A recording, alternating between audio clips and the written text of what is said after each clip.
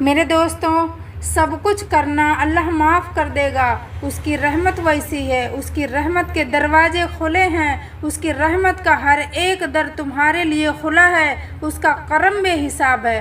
مگر یاد رکھنا، اگر تم نے کسی مظلوم پر ظلم ہوتے دیکھا اور پھر بھی خاموش رہے تو یہ وہ گناہ ہے جو صرف زمین پر نہیں، عرش کے قریب جا کر بھی معاف نہیں ہوگا۔ اگر تم نے کسی مظلوم پر ظلم ہوتے دیکھا بھی خاموشی اختیار کی، مظلوم روتا رہا، وہ تڑپتا رہا، تمہارے آگے ہاتھ جوڑتا رہا، فریادیں کرتا رہا کہ مجھے بچا لو، میری مدد کرو، یہ سب ہوتے دیکھ کر بھی اگر تم لوگ خاموش رہے تو پھر سن لو، یہ وہ گناہ ہے جو صرف زمین پر نہیں، عرش کے قریب جا کر بھی معاف نہیں ہوتا۔ یہ وہ خاموشی ہے جو تمہارے تقدیر پر سیاہ دھبے ڈال دیتی ہے، یہ وہ گناہ ہے جو تمہارے سجدوں کو رلا دیتی ہے، تمہارے نصیب کو بند کر دیتا ہے۔ میرے دوستوں، کیونکہ مظلوم کی آہ سیدھی عرش پر جاتی ہے۔ میرے رسول کریم صلی اللہ علیہ وآلہ وسلم نے فرمایا، مظلوم کی آہ سے ڈرنا، مظلوم کی بددعا سے ڈرنا، مظلوم کے ٹھنڈے سانس سے ڈرنا، فرمایا مظلوم کی ٹھنڈی آہ سے ڈرنا، مظلوم کی سانس، مظلوم کی درد بھری آہ جب دل سے نکلتی ہے نا تو پھر یہ ہواؤں کو پھاڑ کر، فضاؤں کو پھاڑ کر، پہلا آسمان چیر کر، دوسرا آسمان چیر کر، ساتوں آسمان چیر کر عرش کا دروازہ جا کھٹکھٹاتی ہے اور اپنی بات منوا کر ہی دم لیتی ہے۔ آج جب فلسطین کے مسلمانوں پر میری نظر پڑتی ہے تو دل خون کے آنسو روتا ہے۔ میرے دوستوں، کلیجہ منہ کو آ جاتا ہے، روح بے چین ہو جاتی ہے اور زبان بے سخت ہو جاتے ہیں۔ یا اللہ، یہ امت اتنی بے حس کیسے ہو گئی؟ 57 اسلامی ملک، اربوں مسلمان، لاکھوں افواج، اربوں ڈالر کے وسائل، اور پھر بھی مسجد اقصیٰ کے گنبد سے جب فضا میں لاشیں بلند ہوتی ہیں، جب ماں اپنے بیٹے کو اپنے ہی ہاتھوں سے لپیٹ کر دفناتی ہے، جب بچی کٹے ہوئے باپ کے بازوؤں کو چوم کر روتی ہے، تو 57 ملکوں کی ضمیر کیوں نہیں؟ جب ماں اپنے بیٹے کو اپنے ہی ہاتھوں سے لپیٹ کر دفناتی ہے، جب بچی کٹے ہوئے باپ کے بازوؤں کو چوم کر روتی ہے، تو ان 57 ملکوں کے ضمیر کیوں نہیں جاگتے؟ ان حکمرانوں کے ضمیر کیوں نہیں جاگتے؟ 57 ملکوں کے صرف خاموشی کا جنازہ کیوں نکلتا ہے؟ کسی کا ضمیر نہیں جاگتا، کسی کی نیند نہیں ٹوٹتی، کسی کی فوج حرکت میں نہیں آتی، کیوں نہیں آتی؟ میرے بھائیوں، یہ وہ درد ہے جو صرف فلسطین نہیں سہ رہے بلکہ ہر وہ دل سہ رہا ہے جس کے اندر ایمان باقی ہے، ہر وہ دل سہ رہا ہے جس کے اندر ایمان کی روشنی ہے۔ ظلم جب حد سے بڑھتا ہے تو وہ مٹ بھی جاتا ہے، مگر یہاں تو ظلم چیخ چیخ کے کہہ رہا ہے کہ میں مٹنے والا نہیں ہوں۔ فلسطین کے بچوں کی چیخیں، عورتوں کی سسکیاں اور شہداء کی لاشیں گواہی دیتی ہیں کہ دشمن طاقتور نہیں، بس ہم بزدل ہو چکے ہیں۔ دشمن طاقتور نہیں ہے، بس میری قوم کے نوجوان اور 57 ملکوں کے حکمران کمزور ہو چکے ہیں۔ ہماری غیرت مر چکی ہے، صرف آنکھوں میں آنسو اور سوشل میڈیا پر پوسٹ لکھ کر فرض ادا سمجھتے ہیں کہ ہم نے جنگ لڑ لی، ہم مظلوموں کے حق میں بول دیا، مگر میدان عمل میں ہمارا وجود کہیں دکھائی نہیں دے رہا ہے۔ اور یہی سب سے بڑا المیہ ہے کہ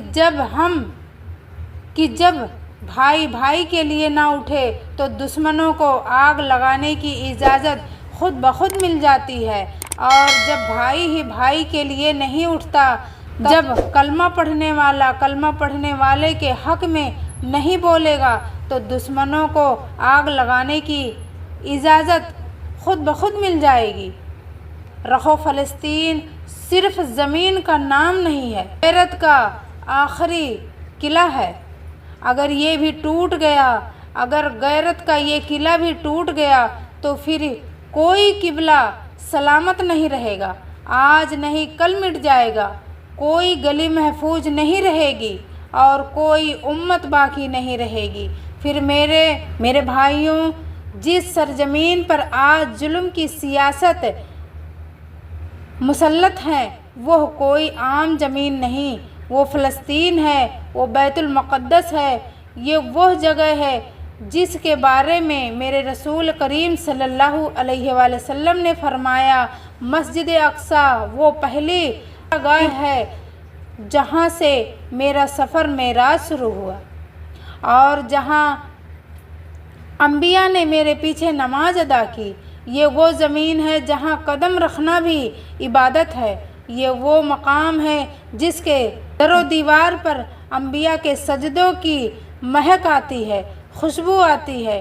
اللہ اکبر۔ اور میرے نبی نے فرمایا، میرے رسول کریم نے فرمایا، جب تمہاری اولاد جوان ہو جائے اور جب جہاد کرنا سیکھ جائے تو اپنی اولاد کو بیت المقدس کی حفاظت کے لیے بھیجنا۔ میرے رسول کریم نے فرمایا، جب تمہاری اولاد جوان ہو جائے اور جب جہاد کرنا سیکھ جائے اسے بیت المقدس کی حفاظت کے لیے ضرور بھیجنا۔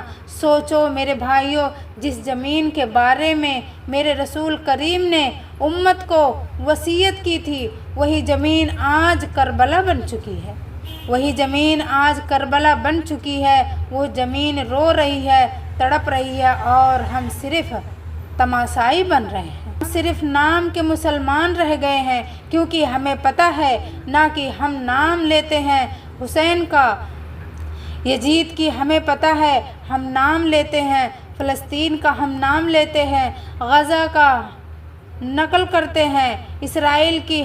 ہائے، ہم نے اتنے بڑے مقام کو دشمنوں سے نرنگے میں چھوڑ دیا، آج وہ جگہ بچوں کے خون سے سرخ ہو چکی ہے، مگر امت کے حکمران اب بھی نیت کی چادر اوڑھے سوئے ہوئے ہیں۔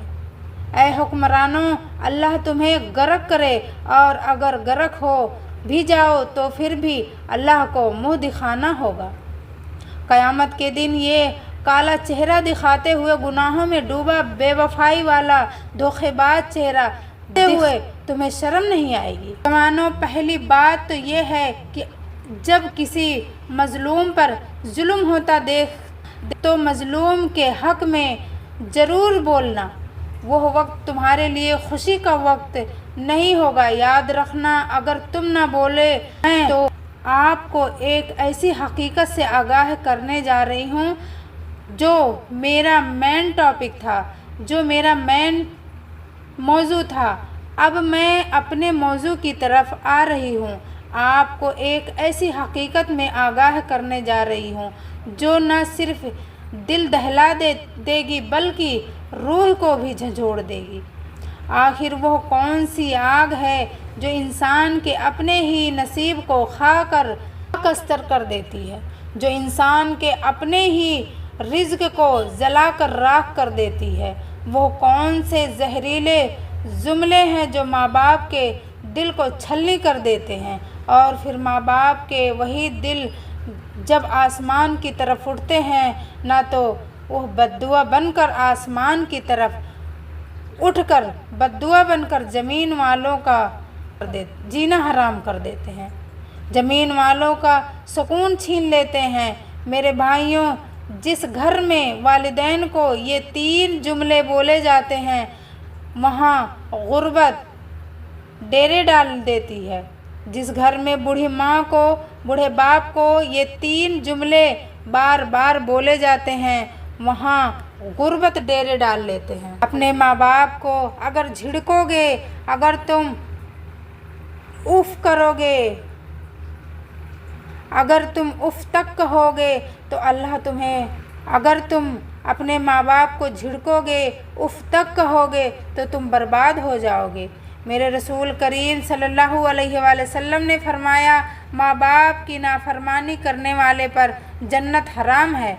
माँ बाप की नाफरमानी करने वाला शख्स जन्नत की खुशबू तक नहीं सूंघ सकता। बहनों, ज़रा सोचो, ये कितनी हौलनाक बात है कि माँ बाप की नाराज़गी इंसान को उस जन्नत से महरूम कर देती है जिसके लिए हम दिन रात नमाज़ें पढ़ते हैं।